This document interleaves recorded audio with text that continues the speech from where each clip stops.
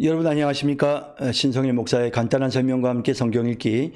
오늘 민수기 마지막 부분입니다. 민수기 35장과 36장 말씀을 함께 생각해 보겠습니다. 자, 이제 민수기 35장 말씀을 제가 읽겠습니다. 여호와께서 여리고 맞은편 요단 강가 모압 평지에서 모세에게 말씀하여 이르시되 이스라엘 자손에게 명령하여 그들이 받은 기업에서 레위인에게 거주할 성읍들을 주게 하고 너희는 또 그 성읍들을 두르고 있는 초장을 레위인에게 주어서 성읍은 그들의 거처가 되게 하고 초장은 그들의 재산인 가축과 짐승들을 둘 곳이 되게 할 것이라.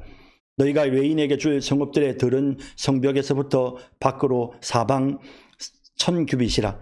너희가 성을 중앙에 두고 성밖 동쪽으로 2000규빗, 남쪽으로 2000규빗, 서쪽으로 2000규빗, 북쪽으로 2000규빗을 측량할지니 이는 그들의 성읍에 들이며 너희가 레위인에게 줄 성읍은 살인자들이 피하게 할 도피성으로 6성읍이요 그 외에 42성읍이라. 너희가 레위인에게 모두 48성읍을 주고 그 초장도 함께 주되 너희가 이스라엘 자손의 소유에서 레위인에게 너희가 성읍을 줄 때에 많이 받은 자에게서는 많이 떼어서 주고 적게 받은 자에게서는 적게 떼어 줄 것이라. 각기 받은 기업을 따라서 그 성읍들을 레위인에게 줄지니라. 여호와께서 또 모세에게 말씀하여 이르시되 이스라엘 자손에게 말하여 그들에게 이르라. 너희가 요단강을 건너 가나안 땅에 들어가거든 너희를 위하여 성읍을 도피성으로 정하여 부지 중에 살인한 자가 그리로 피하게 하라. 이는 너희가 복수할 자에게서 도피하는 성을 삼아 살인자가 회중 앞에 서서 판결을 받기까지 죽지 않게 하기 위함이니라. 너희가 줄 성읍 중에 6을 도피성이 되게 하되 세 성읍은 요단 이쪽에 두고 세 성읍은 가나안 땅에 두어 도피성이 되게 하라. 이 6성읍은 이스라엘 자손과 타국인과 이스라엘 중에 거류하는 자의 도피성이 되리니 부지 중에 살인한 모든 자가 그리로 도피할 수 있으리라. 만일 철 연장으로 사람을 쳐 죽이면 그는 살인자니 그 살인자를 반드시 죽일 것이요 만일 사람을 죽일 만한 돌을 손에 들고 사람을 쳐 죽이면 이는 살인한 자니 그 살인자는 반드시 죽일 것이요 만일 사람을 죽일 만한 나무 연장을 손에 들고 사람을 쳐 죽이면 그는 살인한 자니 그 살인한 자는 반드시 죽일 것이니라. 피를 보복하는 자는 그 살인한 자를 자신이 죽일 것이니 그를 만나면 죽일 것이요 만일 미워하는 까닭에 밀쳐 죽이거나 기회를 엿보아 무엇을 던져 죽이거나 악의를 가지고 손으로 쳐 죽이면 그 친자는 반드시 죽일 것이니 이는 살인하였음이라. 피를 보복하는 자는 살인자를 만나면 죽일 것이니라. 악의가 없이 우연히 사람을 밀치거나 기회를 엿봄이 없이 무엇을 던지거나 보지 못하고 사람을 죽일 만한 돌을 던져서 죽였을 때에는 이는 악의가 악의도 없고 헤아려 한 것도 아닌즉 회중이 친자와 피를 보복하는 자 간에 이 규례대로 판결하여 피를 보복하는 자의 손에서 살인자를 건져내어 그가 피하였던 도피성으로 돌려보낼 것이요 그는 거룩한 기름 부음을 받은 대제사장이 죽기까지 거기 거주할 것이니라.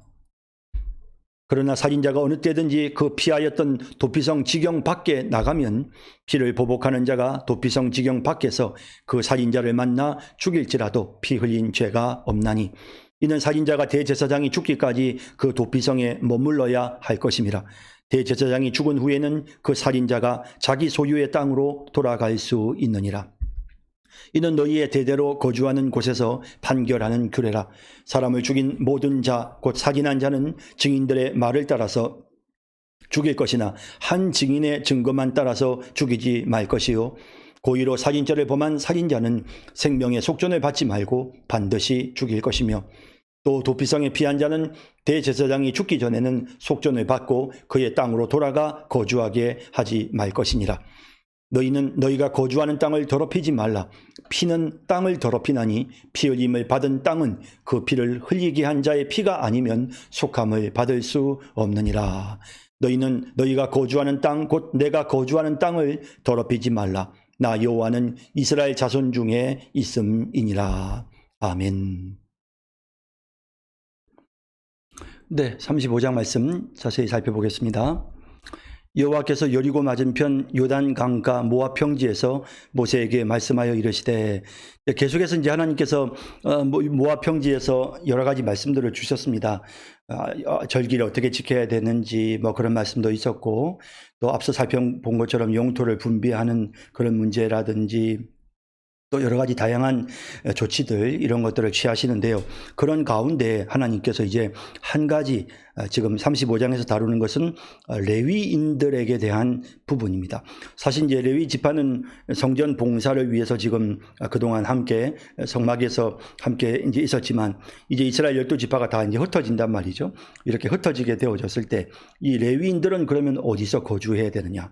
레위인은 별도로 땅이 12지파로 따로 레위 지파를 따로 준 게 아니고 레위인은 이스라엘 백성들 가운데 거주하면서 그러면서 이스라엘 백성들에게 하나님의 말씀을 가르치고 또 그들의 신앙을 지도하는 이런 역할들을 감당을 하게 되는 거죠. 그래서 그런 역할을 감당하도록 하기 위해서 하나님이 레위 지파에게도 땅을 주도록 그렇게 명령하시는 내용이 나타나고 있습니다. 이스라엘 자손에게 명령하여 그들이 받은 기업에서 레위인에게 거주할 성읍을 주게 하고 너희는 또 그 성읍들을 두르고 있는 초장을 레위인에게 주어서 이미 12지파가 이제 땅을 다 분배를 했잖아요. 그렇게 이제 분배가 되고 나면 그러면 각각의 지파들이 이제 레위인들에게 자신들이 거주할 성읍들을 이제 주는 거죠. 그래서 자기들이 살아야 될 성읍이지만 레위인들을 위해서 성읍을 내주는 것입니다. 그리고 그 성읍 주변에 있는 들판을 레위인들에게도 가축이 있잖아요. 이스라엘 백성들이 하나님 앞에 드렸던 가축들 레위인들이 관리하는데 그 가축을 이제 돌볼 수 있을 그런 초장, 뭐 그런 것들을 레위인들에게 주어서 성읍은 그들의 거처가 되게 하고 초장은 그들의 재산인 가축과 짐승들을 둘 곳이 되게 할 것이라. 너희가 레위인에게 줄 성읍들의 들은 성벽에서부터 밖으로 사방 1000규빗이라. 자, 이렇게 해서 이제 성벽에서부터 밖으로 사방 1000규빗이라고 하면 1km.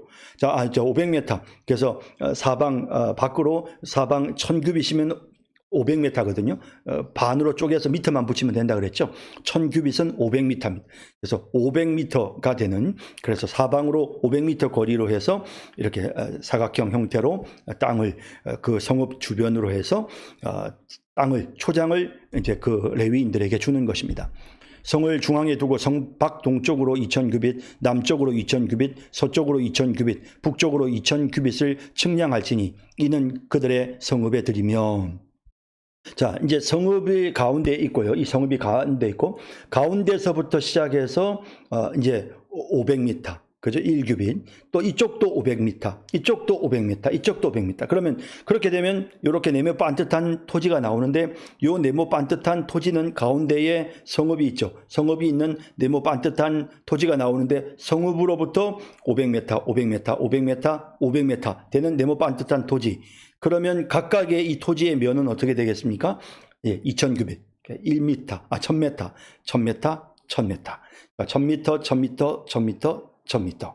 가운데 성읍. 이런 형태죠. 이런 형태로 그들에게 성읍을 줄 것을 하나님께서 명령하셨습니다.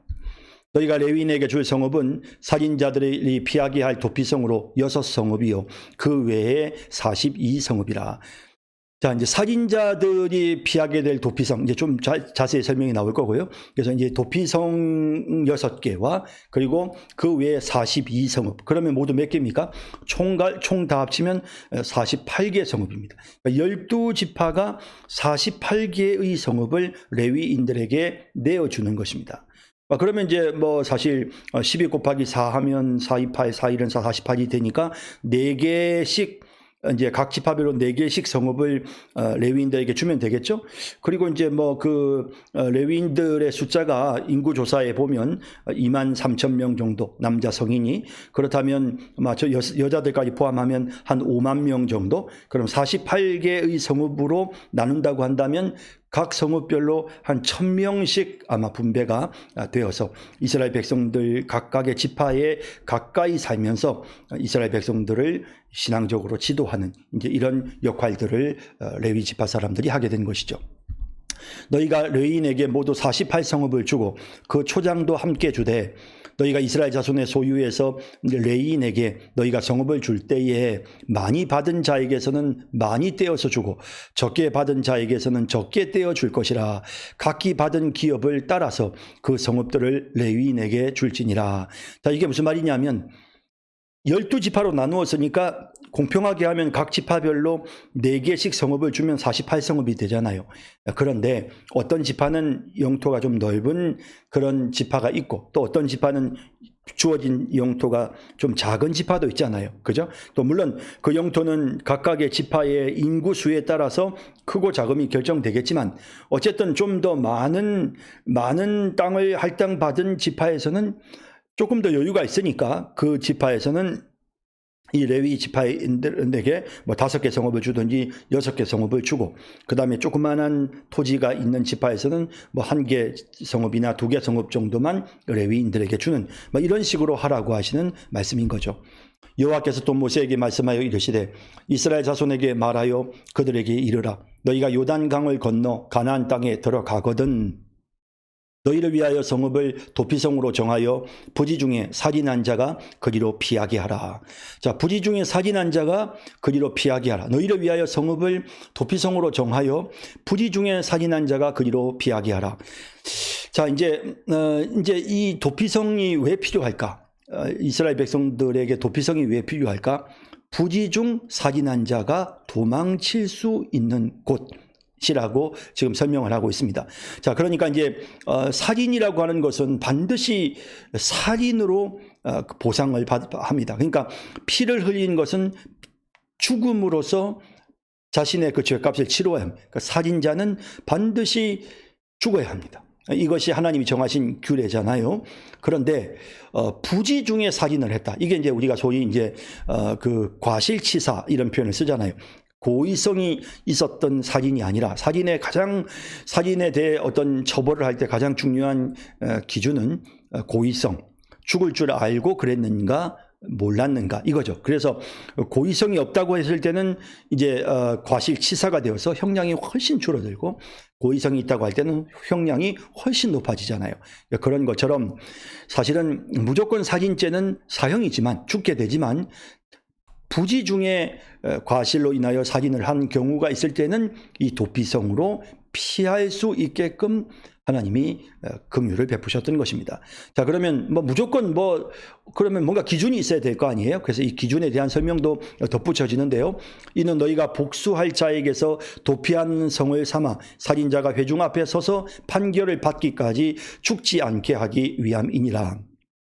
자, 이 복수할 자라는 게 뭐냐면, 우리가 이제 고액이라고 해서 기업을 무르는 사람이 있었죠. 내가 영토를 너무 가난해서 팔아버렸어요. 그러면 나와 가장 가까운 친족이 그 토지를 다시 사서 그 본인에게 돌려주어야 될 가까운 근족에게는 그런 의무가 있었어요. 그래서 이걸 우리가 기업 물을 자다, 고액이라 그러죠. 자녀가 없을 경우에 자녀를 낳게 해주는 거, 이런 것도 역시 기업 물을 자 고엘의 임무였는데요.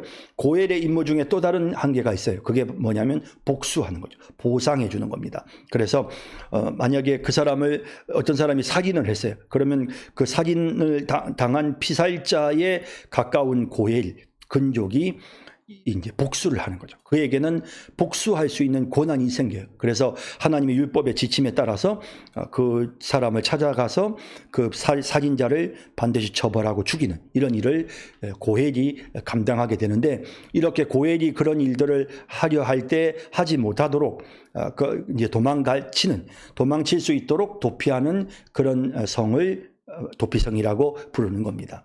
그래서 회중 앞에 서서 판결을 받기까지 죽지 않게 하기 위해서 이제 도피하도록 하는 그런 것이 바로 도피성. 그래서 이제 물론 도피성에 들어가면 반드시 이제 판결도 받아야 되죠. 회중 앞에 서서 살인자가 판결도 받아야 됩니다. 그래서 정말 과실치사인지 아니면 고의성이 있는지 여부를 확인해야 되고, 고의적으로 죽여놓고 과실치사인 것처럼 도피성으로 도망해 오면 그런 사람들은 판결을 통해서 반드시 다시 사형이 집행이 되는 겁니다. 너희가 줄 성읍 중에 6을 도피성이 되게 하되 48개 성읍 중에 6개는 도피성입니다. 새 성읍은 요단 이쪽에 두고 새 성읍은 가나안 땅에 두어 도피성이 되게 하라. 그래서 골고루 이 지역이요, 정말 이제 나중에 지도 보여드리겠지만 정말 이스라엘 백성들이 딱 도망치기에 가장 적합한, 너무 멀지도 않고 가장 가까운 곳에 딱 이렇게 위치가 되도록 해서 도피성이 딱딱 지역마다 있어서 갑자기 자신이 과실치사를 통해서 이제 그 고엘에게 이제 보복을 당해야 되는 그런 상황이 되었을 때는 도피성으로 도망을 할 수가 있었던 겁니다. 이 6성읍은 이스라엘 자손과 타국인과 이스라엘 중에 거주하는 자의 도피성이 되리니 부지 중에 살인한 모든 자가 그리로 도피할 수 있으리라. 이스라엘 자손들만 피하게끔 보호해 준 것이 아니고요. 타국인이든 혹은 이스라엘에 거주하는 자들이라도 다 동일하게 과실로 인하여 사람을 죽게 했을 때는 보호받을 수 있게 했습니다. 만일 철 연장으로 사람을 쳐 죽이면 굉장히 고의적이죠. 그는 살인자니 그 살인자를 반드시 죽일 것이요. 우리나라의 형법에도 보면 흉기를 소지하고 있다가 사람을 죽이는 거, 이건 굉장히 고의성이 명백하고 또 흉기를 소지한 것으로 인해 과중 처벌을 받게 되죠. 살인이 이루어지지 않았다 하더라도요. 그런 것처럼 이런 죽이는 도구를 갖고 살인을 하게 되면 반드시 그는 사형에 해당합니다. 그리고 이제 그럼 누가 이 철 연장으로 사람을 쳐 죽인 이 살인자를 누가 죽입니까? 죽이는 역할은 고엘, 피해 보수자, 제가 말씀드렸죠. 그 근족, 기업 물을 자가 복수하는 것입니다.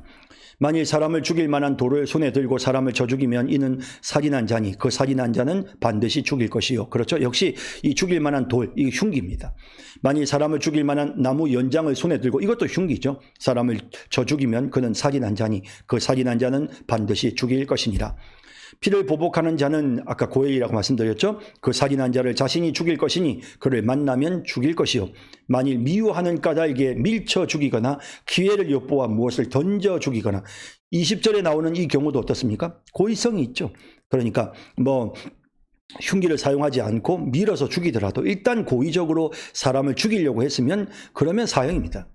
아기를 가지고 손으로 쳐 죽이면 그 친자는 반드시 죽일 것이니 이는 살인하였습니다. 피를 보복하는 자는 살인자를 만나면 죽일 것이니라. 아기가 없이 우연히 사람을 밀치거나 기회를 엿봄이 없이 무엇을 던지거나 보지 못하고 사람을 죽일 만한 돌을 던져서 죽였을 때에는 이는 아기도 없고 헤아려 한 것도 아닌즉 어떻습니까? 이런 경우가 바로 방금 말씀드렸던 것처럼 과실치사죠. 이렇게 된 것일 경우에 회중이 친자와 피를 보복하는 자 간에 이 규례대로 판결을 해야 되죠. 판결하여 피를 보복하는 자의 손에서 살인자를 건져내어 그가 피하였던 도피성으로 돌려보낼 것이요. 자, 그러니까 일단 피합니다. 그리고 나서 피하고 나서 무조건 피했으니까 보호해 주는 게 아니고요. 재판 받아야 되죠. 그래서 재판을 통해서 정말 과실치사인지 아니면 고의성이 있는지 여부를 판단하는 재판을 하고, 이 사람이 과실치사가 분명하다라고 판단이 있으면 다시 도피성으로 돌려보내서 그를 보호해 주는 것입니다. 그는 거룩한 기름 부음을 받은 대제사장이 죽기까지 거기 거주할 것이니라. 어쨌든 사람을 죽였으니까, 그죠? 이렇게 억류되어서, 그죠? 아무래도 감옥처럼 생활하는 거죠. 하지만 이 도피성은요, 굉장히 어느 성읍보다도, 이스라엘의 어느 성읍보다도 시설이 좋았다고 합니다. 그래서 필요한 모든 것이 다 그 성읍 안에 있었고요. 그래서 거기에 거주하는데 불편함이 없도록, 물론 억류되어 있어야 되는 그런 불편함이 있지만, 그렇다 하더라도 이렇게 이제 거기에 머물러 있어야 되고요. 그러나 대제사장이 죽으면, 그러면 이제 뭔가 한 시대가 지나는 거죠. 그러면 이제 그는 거기에서부터 풀려나게 되는 것이죠. 그래서 다시 고향 땅으로 돌아가게 되고, 그러면 이미 그때는 피를 보복하는 자의 마음속에 있는 분노도 이제 사라지게 되는 것입니다. 그러나 살인자가 어느 때에든지 그 피하였던 도피성 지경 밖에 나가면, 만약에 난 답답하다고 그래서 연금 상태에 있었는데 거기에서부터 내가 이렇게 바깥으로 나가버린 이런 경우에는 어떻게 될까요? 피를 보복하는 자가 도피성 지경 밖에서 그 살인자를 만나 죽일지라도 피 흘린 죄가 없나니. 그러니까 적어도 본인이 사람을 죽게 했으면 이 정도의 불편함은 감수해야 된다는 거죠. 이는 살인자가 대제사장이 죽기까지 그 도피성에 머물러야 할 것입니다. 대제사장이 죽은 후에는 그 살인자가 자기 소유의 땅으로 돌아갈 수 있느니라. 자, 이는 너희의 대대로 거주하는 곳에서 판결하는 규례라. 사람을 죽인 모든 자, 곧 살인한 자는 증인들의 말을 따라서, 이제 살인자를 처벌할 때 중요한 기준이 있는데 그게 뭐냐면 살인한 자는 증인들의 말을 따라서 죽일 것이나 한 증인의 증거만 따라서 죽이지 말 것이요. 그렇습니다. 한 증인의 증거만 따라서 죽이지 말 것이고, 고의로 살인죄를 범한 살인자는 생명의 속전을 받지 말고 반드시 죽일 것이며 용서하지 않아야 되고요. 증인은 반드시 2명 이상이 되어야만 살인죄가 성립이 되는 것입니다. 또 도피성에 피한 자는 대제사장이 죽기 전에는 속전을 받고 그의 땅으로 돌아가 거주하게 하지 말 것이니라. 절대로 이거는 안 되는 겁니다. 그래서 돈을 내고 이렇게 풀려나는 이런 일들은, 보석금을 주고 풀려나는 이런 일들은 살인자에게는 절대로 일어날 수가 없었던 것입니다.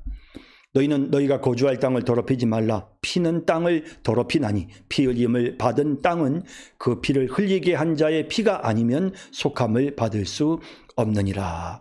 그렇죠. 예. 이런 이유로 인해서 고의적인 살인자들에게는 반드시 죽음의 형벌이 임하게 되었던 것입니다. 너희는 너희가 거주하는 땅, 곧 내가 거주하는 땅을 더럽히지 말라. 나 여호와는 이스라엘 자손 중에 있음이니라. 자, 이렇게 35장 내용을 살펴봤고요. 잠깐 이제 우리가 지도에서 한번 도피성 위치를 한번 잠깐 볼까요? 자, 이제 여러분 이 본문에서 보시는 것처럼 지금 여기 이스라엘의 지금 이제 그 영토죠. 이 이스라엘의 영토 중에 여기 십자가로 표시되어 있는 곳이 바로 이제 방금 말씀드렸던 도피성입니다. 예, 골란, 길르앗, 라못, 그다음에 여기 보스라, 이런 지역들은 다 이제 도피성이죠. 그래서 도피성이고요. 그다음에 또 여기 보시면 게데스, 그다음에 세겜, 그다음에 헤브론. 그래서 요단 동편과 서편에 동일하게 또 맨 북쪽에 중간에 또 남쪽에, 그죠? 북쪽에 중간에 남쪽에 이렇게 있는 걸 볼 수 있죠. 그리고 이제 이 이스라엘의 12지파에서 각각의 성읍을 48성읍을 이 6개를 포함해서 모두 48개의 성읍을 이제 레위 지파 사람들에게 나누어 주었습니다. 지금 보시는 이 그림에서는 지금 48개가 아닌 것처럼 보이지만 사실은 좀 더 크게 확장해서 보면요. 이게 전부 다 48개의 성읍입니다. 그래서 이 48개의 성읍을 이스라엘 백성들에게 나누어 주었다. 그래서 레위 지파 사람들에게 나누어 주었다. 이렇게 이해를 하시면 되겠습니다. 자, 이제 마지막 우리 민수기 35장 마지막 장, 36장 마지막 장으로 넘어가겠습니다. 네, 민수기 36장 말씀 이제 제가 읽도록 하겠습니다. 요셉 자손의 종족 중 므낫세의 손자 마길의 아들 길르앗 자손 종족들의 수령들이 나와 모세와 이스라엘 자손의 수령된 지휘관들 앞에 말하여 이르되, 여호와께서 우리 주에게 명령하사 이스라엘 자손에게 제비 뽑아 그 기업의 땅을 주게 하셨고, 여호와께서 또 우리 주에게 명령하사 우리 형제 슬로브아셋 기업을 그의 딸들에게 주게 하셨은즉, 그들이 만일 이스라엘 자손의 다른 지파들의 남자들의 아내가 되면 그들의 기업은 우리 조상의 기업에서 떨어져 나가고 그들이 속할 그 지파의 그 기업에 첨가되리니, 그러면 우리가 제비 뽑은 기업에서 떨어져 나갈 것이요, 이스라엘 자손의 희년을 당하여 그 기업이 그가 속한 지파에 첨가될 것이라. 그런즉 그들의 기업은 우리 조상 지파의 기업에서 아주 삭감되리이다. 모세가 여호와의 명령으로 이스라엘 자손에게 명령하여 이르되, 요셉 자손 지파의 말이 옳도다.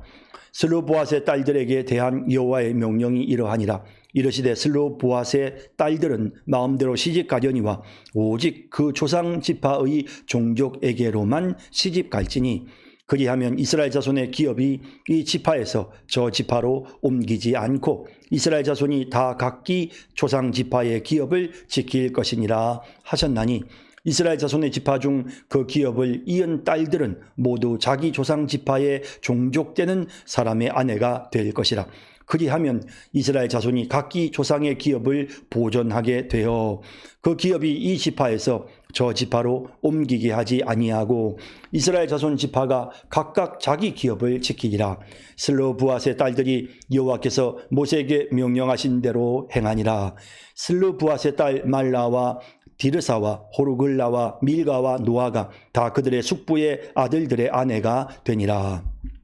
그들이 요셉의 아들 므낫세 자손의 종족 사람의 아내가 되었으므로 그들의 종족 지파에 그들의 기업이 남아 있었더라.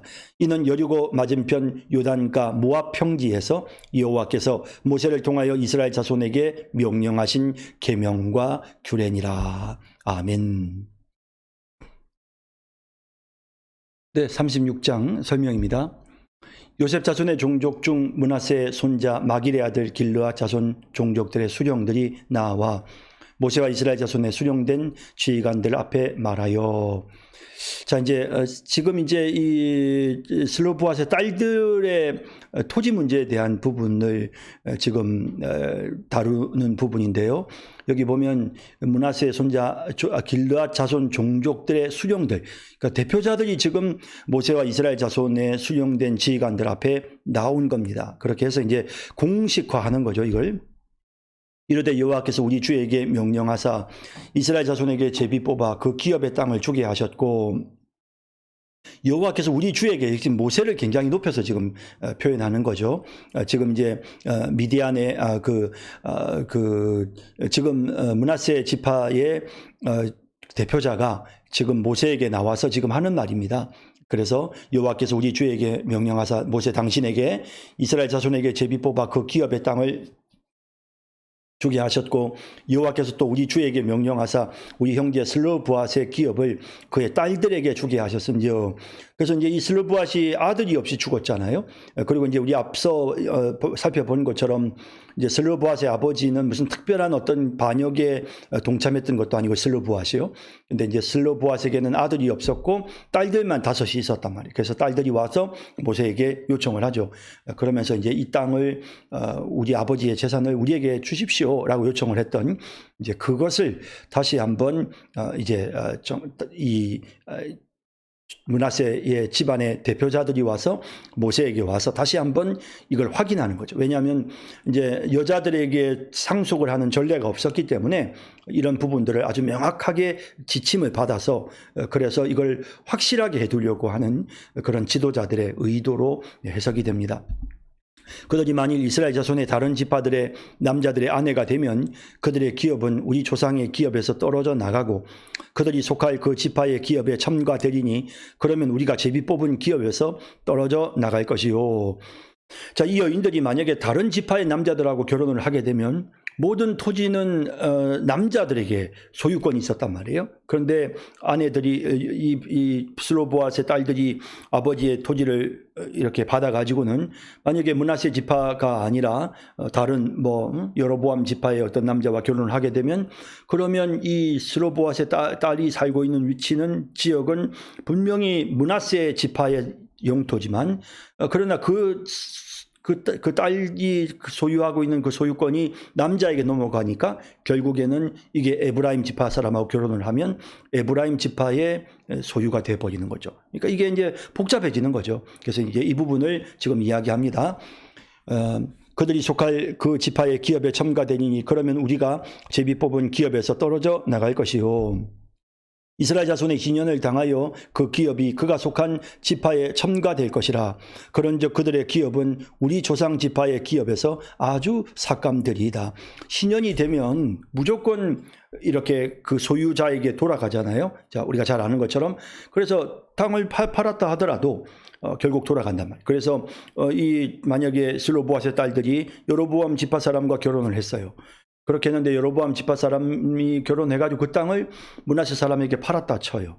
그렇지만 희년이 되면 다시 그 땅은 여로보암 이 에브라임 지파 사람에게로 소유권이 되니까, 지역은 므낫세 지역인데 에브라임 사람이 소유권을 갖게 되는, 이거는 정말 자기들이 볼 때, 므낫세 사람들이 볼 때는 합당치가 않다는 것입니다. 모세가 여호와의 말씀으로 이스라엘 자손에게 명령하여 이르되, 자, 하나님께서 이 질문을 받은 모세가 하나님께 여쭙고, 그리고 이제 모세가 그 대답을 말합니다. 이르되 요셉 자손 지파의 말이 옳도다. 슬로보앗의 딸들에게 대한 여호와의 명령이 이러하니라. 이르시되 비록 토지는 그들에게 주지만 슬로보앗의 딸들은 마음대로 시집 가려니와 오직 그 조상 지파의 종족에게로만 시집 갈지니 라고 말씀하는 거예요.